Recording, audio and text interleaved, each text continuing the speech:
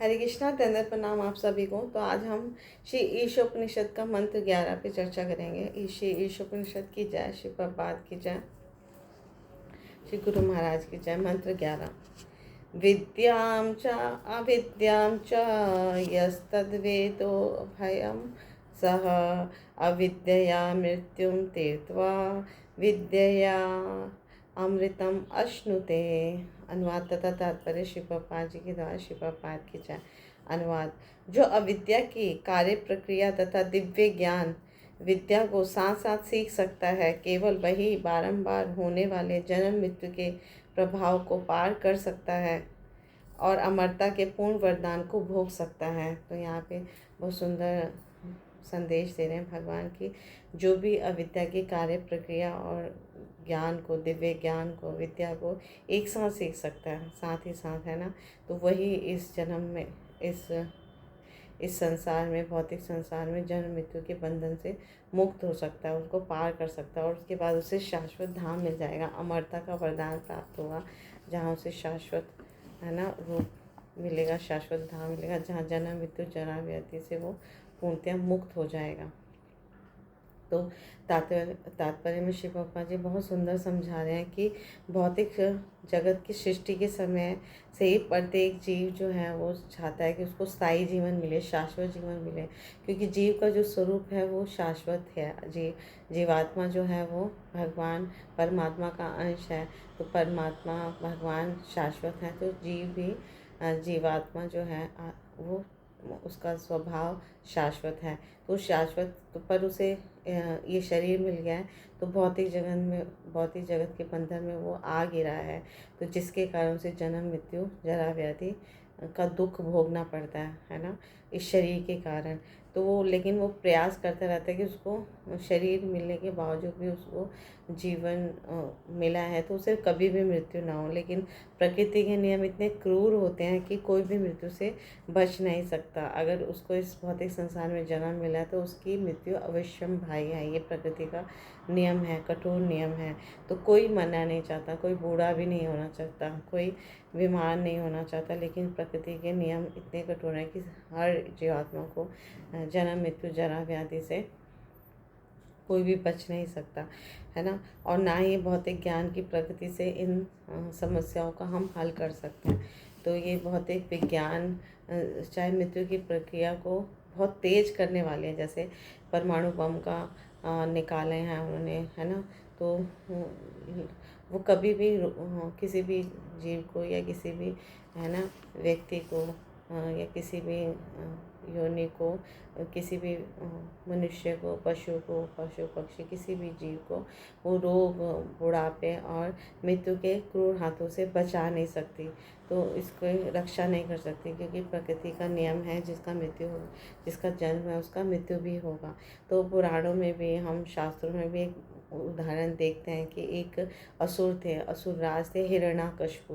तो हिरण्य का अर्थ है सोना और कशिपु का अर्थ है मुलायम बिस्तर। तो उसका सारा जीवन, उस असुर का सारा जीवन स्त्री और धन की पाने के लिए ही था, निछावर था, है ना, और वो शक्तिशाली असुर था।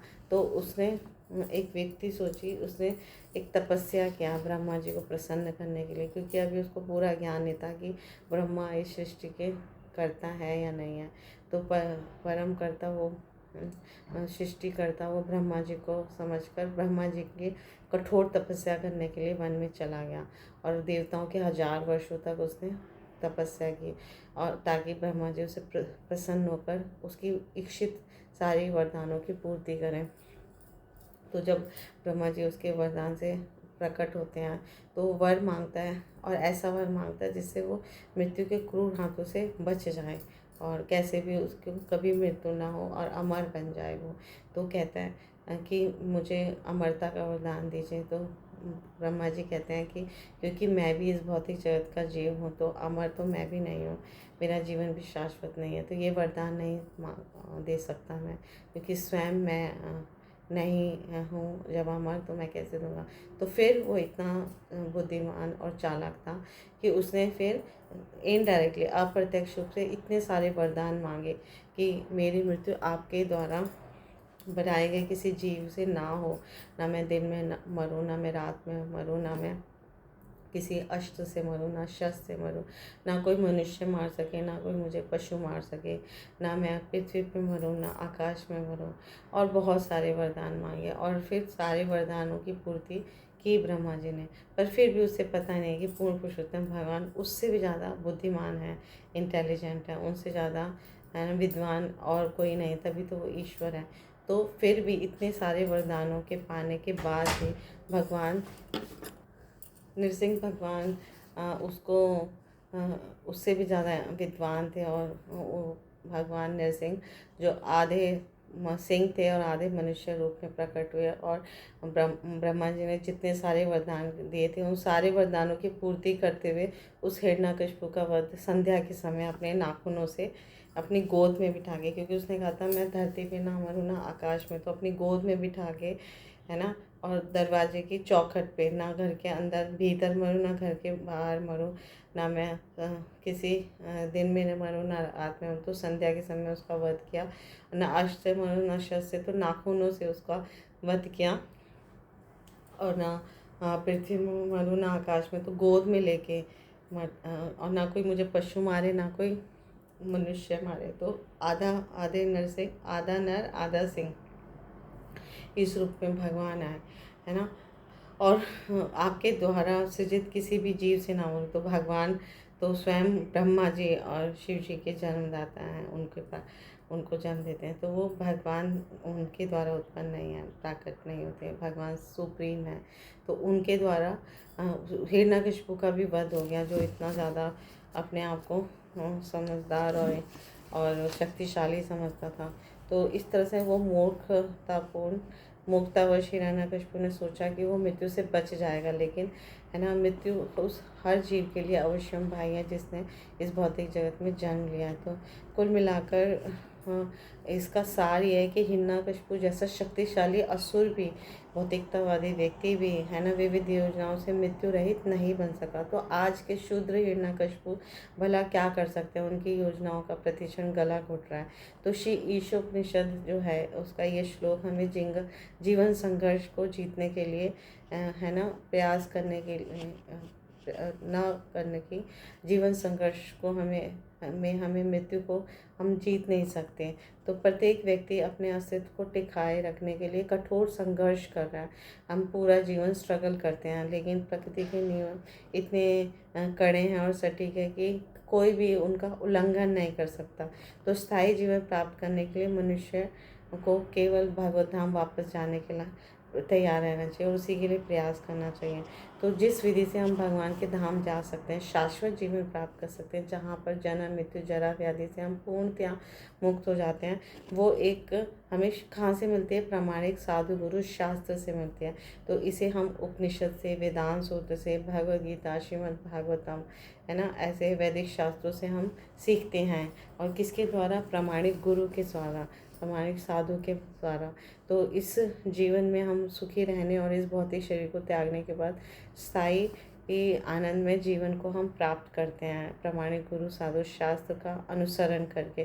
तो इसीलिए हमें ये वैदिक साहित्य हमें अध्ययन करना चाहिए, उनका श्रवण करना चाहिए और दिव्य ज्ञान प्राप्त करना चाहिए इनसे, क्योंकि हम सभी बद्ध जीव जो हैं वो ईश्वर के साथ अपने संबंध को भूल चुके हैं, अनादिकाल से हम भूल चुके हैं, तभी हम इस भौतिक जगत में आ गए हैं और बारंबार जन्म मृत्यु जरा व्याधि के चक्र में फंस गए हैं, आते हैं जाते हैं। तो इस अस्थाई जन्म स्थान को ही हम परमानेंट शाश्वत मान लेते हैं, सर्वस्व मान लेते हैं।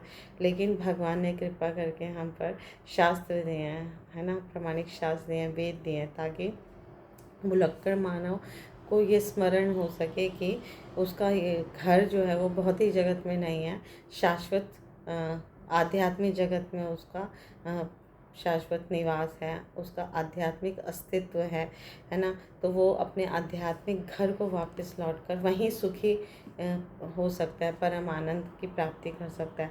तो इसके लिए भगवान कई बार, है ना, बारंबार अपने प्रामाणिक प्रतिनिधि को भी भेजते हैं, उनके सेवकों सेवक भी आते हैं, है ना, गुरु के रूप में आते हैं और भगवान के सुंदर संदेश का प्रचार प्रसार करते हैं, जिससे हर मनुष्य भौतिक जगत से के बंधनों से मुक्त होकर भगवत धाम लौट सके।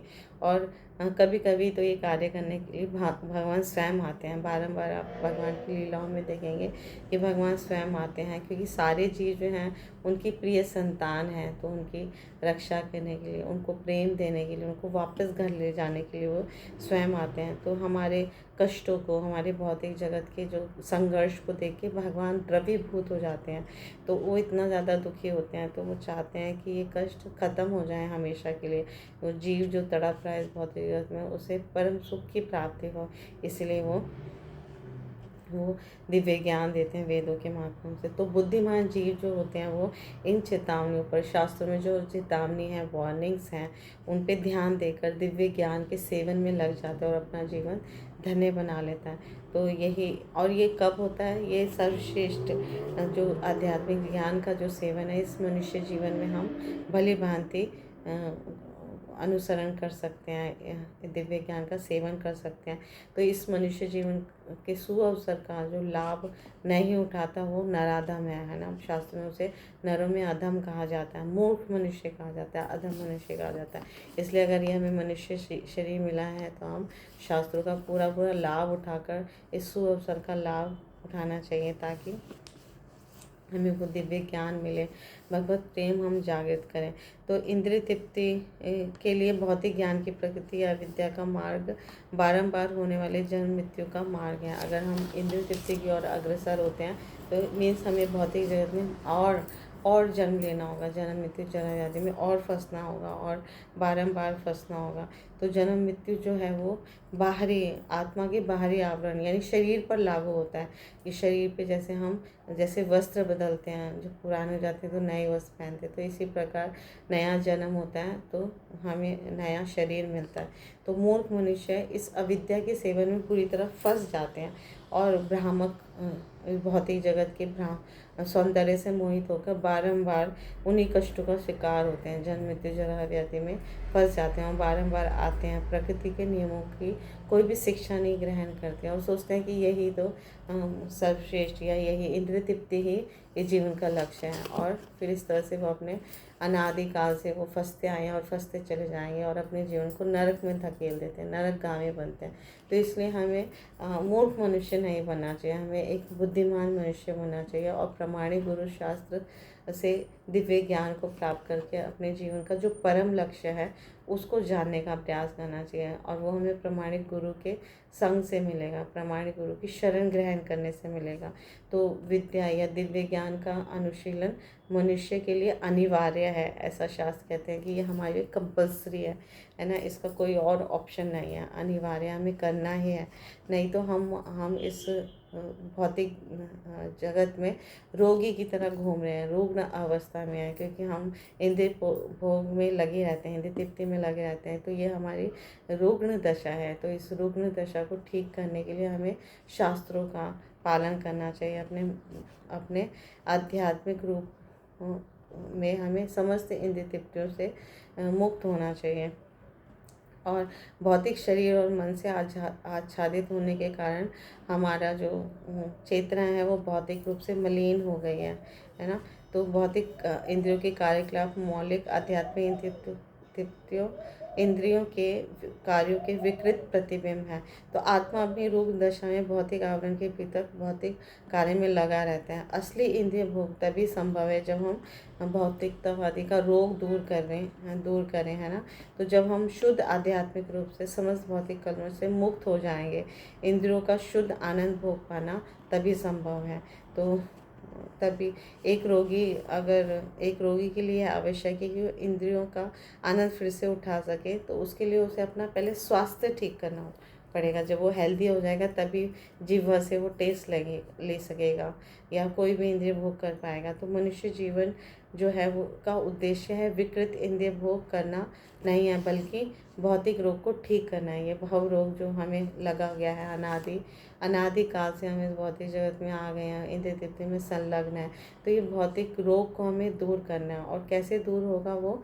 सिर्फ आध्यात्मिक ज्ञान के अनुशीलन से, भगवान की दिव्य प्रेममयी सेवा में जब हम लगे। जैसे ही कोई बद्ध जीव या मनुष्य भगवान की परमाणु गुणों की शरण ग्रहण करता है तो उसको दिव्य ज्ञान आता है, उसके हृदय में दिव्य ज्ञान प्रकाशित हो जाता है कि ये जो जीवन है वो भगवान की सेवा करने के लिए मिला है। और इस कलयुग में भगवान की सेवा जो है बहुत ही सरल और सर्वोत्तम उपाय बताया गया शास्त्र में, कि जब भगवान के हम पवित्र नाम रूप गुण लीला धाम के बारे में श्रवण करते हैं, कीर्तन करते हैं, उनके पवित्र हरे कृष्णा महामंत्र का निरंतर जाप करते हैं। हरे कृष्णा कृष्णा कृष्णा हरे हरे, हरे रामा राम रामा हरे हरे, तो दिव्य ज्ञान हमारे हृदय में प्रकाशित हो जाता है और इससे हम अपनी रोगी दशा को समाप्त कर देते हैं और हम अपने स्वास्थ्य को प्राप्त कर लेते हैं।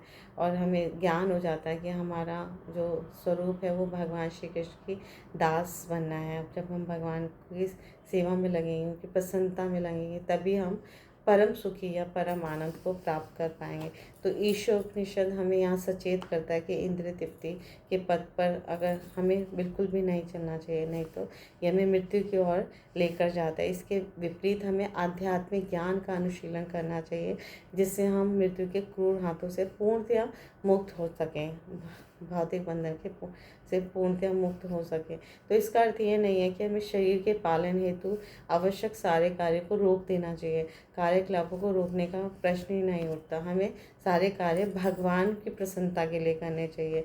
तो इसलिए अगर हमें बुरा सौदा मिला है, अगर इस भौतिक जगत में आ गए हैं, तब भी इसका सर्वोत्तम उपयोग करना चाहिए और आध्यात्मिक ज्ञान के विकास के लिए शरीर और मन की सहायता लेनी चाहिए, ताकि हम अपने जीवन के परम लक्ष्य तक पहुंच सके। तो ये शरीर और मन को बनाए रखना चाहिए, स्वस्थ रखना चाहिए, ताकि हम भगवान की सेवा पूर्ण रूप से कर सकें। तो जब हमारा रोग पूर्णतः समाप्त हो जाता है तो हम भगवान की सेवा में एक दिव्य आनंद की अनुभूति भी करते हैं। तो इस तरह हमें संतुलन बताना चाहिए अपने भौतिक जीवन और आध्यात्मिक जीवन में।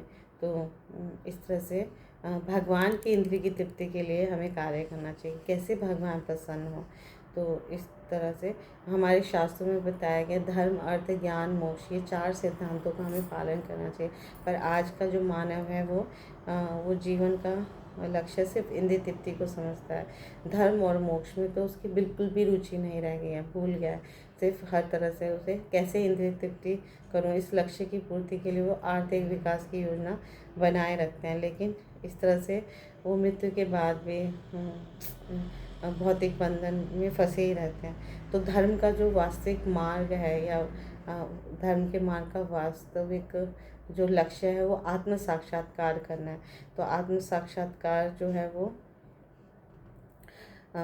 मनुष्य को विद्या और वास्तविक ज्ञान से प्राप्त होता है, विद्या से या दिव्य ज्ञान से प्राप्त होता है। तो इसके लिए हमें स्वस्थ मन से स्वस्थ जीवन बिताना चाहिए, क्योंकि आत्म साक्षात्कार ही मनुष्य जीवन का परम लक्ष्य है। ये जीवन जो है गधे की तरह या पशु की तुल्य है ना, काम में जुटे रहना, निरंतर काम में लगे रहना, इंद्रिय तृप्ति में लगे रहना या अविद्या का अनुशीलन करने के लिए नहीं मिला। ये जीवन मनुष्य जीवन भगवान की सेवा के लिए है ना, आध्यात्मिक साक्षात्कार करने के लिए मिला है। तो श्रीमद् भागवतम में प्रस्तुत किया गया है कि मनुष्य का परम सत्य की खोज में अपने जीवन का सदुपयोग करना चाहिए। ये आदेश देते हैं हमारे शास्त्र।